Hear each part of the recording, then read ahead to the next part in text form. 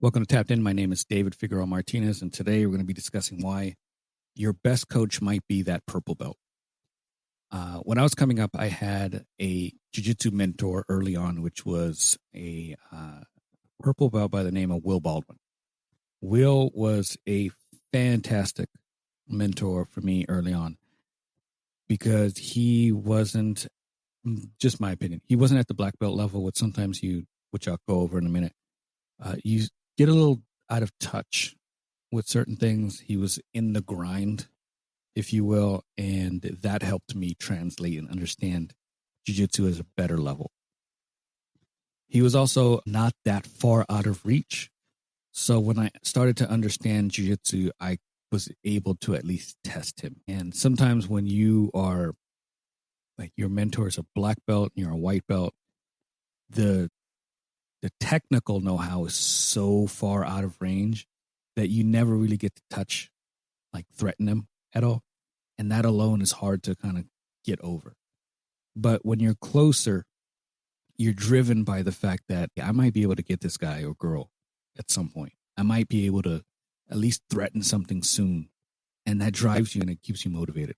So my opinion, I think, even though I often joke and say they are, that purple belts are the villains of jiu-jitsu, and they are. I also think that there's a special spot in jiu-jitsu academies where purple belts act much like corporals do in the army, where they are not necessarily the most, they're not the most responsible, or they don't have to take on all the responsibility of a sergeant or any of those NCO style levels. But it's like being a junior person in charge. And they know enough about jiu-jitsu that they can teach you quite a bit. I think sometimes we look at purple belts, and in some academies, some people will look at a purple belt and be like, no purple belt should be teaching. I don't necessarily believe that. I think that by purple, what you've been in 4, 5, 6, 7 years? Like, if my student doesn't know enough to teach someone something, by that point, I failed, in my opinion. And I think at a lot of academies, yes, the bigger ones, you're going to have a bunch of black belts and brown belts roaming around, that it makes sense. Or in it, optic-wise, it doesn't look right to have a purple belt leading a class. I get it. But it doesn't mean that they don't know enough. It doesn't mean that they can't teach and that they can't mentor. At a smaller gym, oftentimes, those are the instructors, the purple belts. You have the one black belt or brown belt who maybe owns, and they can't teach everything, so they start modeling the behavior for the purple belts to then take over their own classes and teach several times a week. There's absolutely nothing wrong with that. I personally think that purple belts have a couple of intangibles that are really beneficial for someone coming up. They're closer to the struggle of trying to adapt and figure the things out and understand what's going on. Sometimes I feel like black belts forget what it was like to be a white, blue, or even purple belt. And sometimes I think that black belts have been black belts so long that they're in a different, it's like a professor who doesn't quite remember what it was like being a teacher's aide. He's so wrapped up, he or she is so wrapped up in this new profession and have been there for so long that you sort of lose touch with some of the things that you had to struggle to get there from. So when you have a purple belt mentor, they haven't gotten to that quote unquote promised land. They haven't gotten to that quote unquote finish line yet. They have quite a bit to go. But the phase that you're in was just a few years ago for them. So they're more in touch with the things that they went through, the things that they didn't like, the things that they did like. And in my opinion, I think it gives them a proper way of kind of ingratiating themselves to that group of people that is different than a black belt. I would also say that they're going through a lot of struggles themselves. So the empathy for the others, it's kind of like given. Not with everyone, but it's given a bit more freely. In some places, a black belt is rarely threatened. Technically, they're never pushed to a level of they have to rely on their A game all the time. But when you're a purple belt, yeah, you're gonna tool some people up, but at the same time, you're also getting tooled up by everyone else. So you haven't left that that struggle stage yet. I think that also black belts tend to have so much gained knowledge and body dexterity that sometimes when we teach a technique, we might skip specific details because to us they're so blatantly or patently simple that it doesn't even register to us. So there's times when I'll teach and I'll be teaching something and I'm really good about details. But I'll be teaching something and then I'll split everyone up and I'll look over and everyone's doing the same mistake. And it's because I didn't allot time for a specific detail or movement during the demonstration because it's so ingrained in me that it's not something that I even thought to have to show or review. So then I get everyone back together. I show them the little hip switch that I just glossed over. And then they start doing it correctly. Someone who's in it understands how important the little thing is because they had just freshly learned it. And it's not necessarily habitual in their movements yet. So there's something about that as well. I think that purple belts also can tend to explain things a little simpler. Especially with certain instructors, they're talking in a language that a newbie may not be all that familiar with. And there's no shade and there's no dig at that. If it works for the academy, it works for the academy. But when you're new, learning the physical language of a technique and then the language that the potential professor might be speaking in doesn't always equate, and you have to now learn both. I think that sometimes the purple belts, hey, just put your hand here. Hey, just make sure your belt knot is facing them. And those little nuances and cues come off better for the newer students. But sometimes we forget that when you're a black belt and you're talking about supine and this and that, and I get it. We're all learned differently, but I speak in a very basic way when I'm teaching. I don't try to complicate anything for anyone. Just put your hand on the hip. Turn yourself this way, that way, whatever.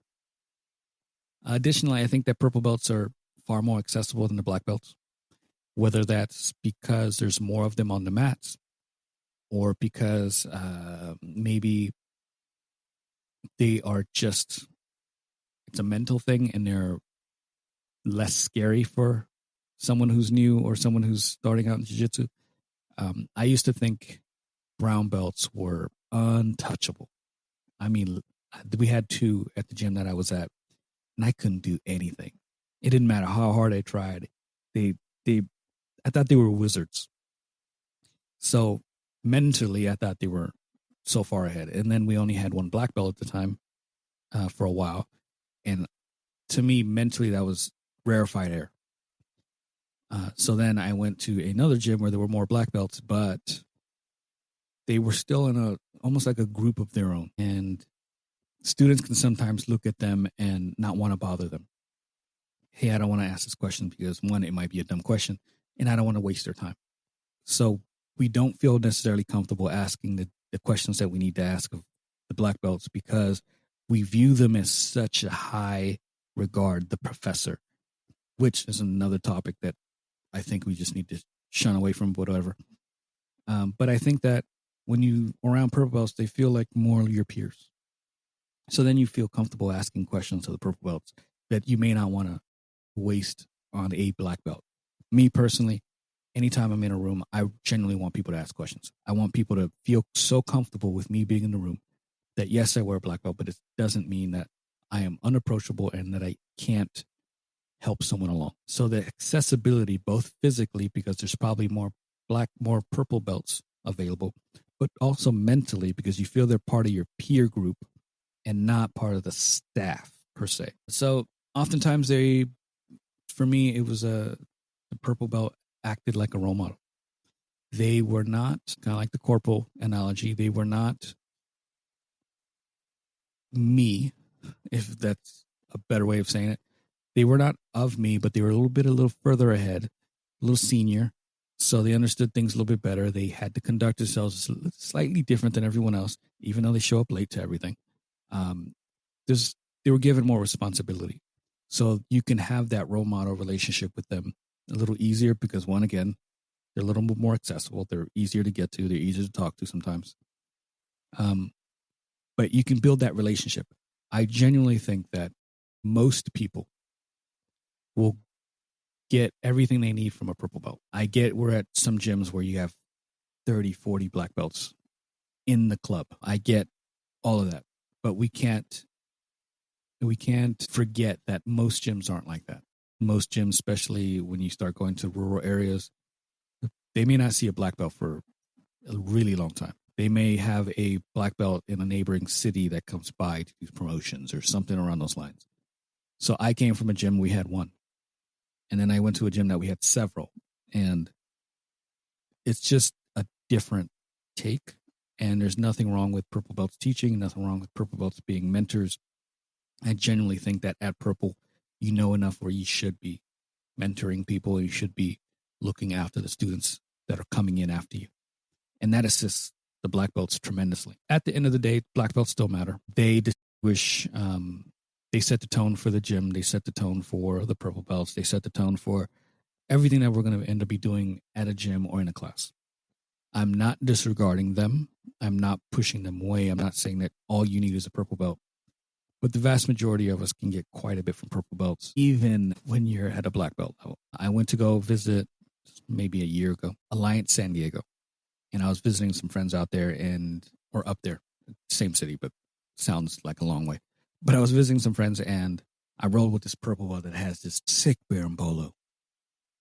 If I wasn't careful, he would take my back every time.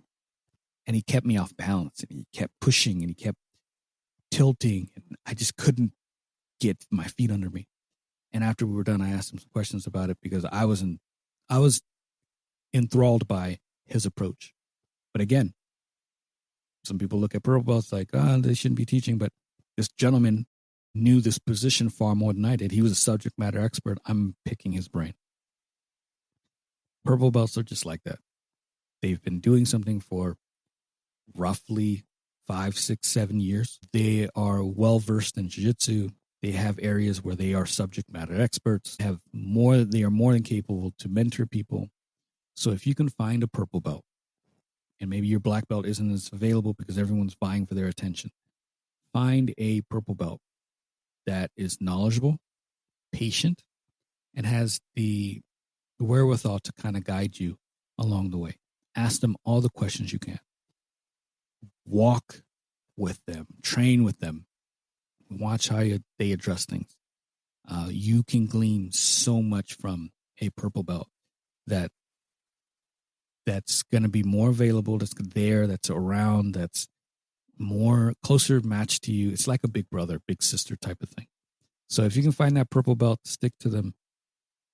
Be their battle buddy. Be their uke when they do classes.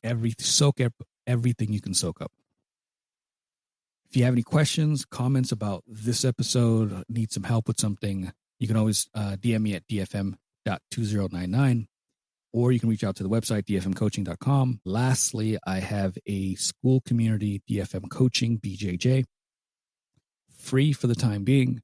If you're interested, show notes have the link. I want this to be a positive environment where people can ask questions. I have some premium audio series. I have some recorded workshops. I'm going to be putting up techniques. I really want this to flourish and just be a spot that people can go to get better at the craft that we've chosen to do. Until next time, thank you so much.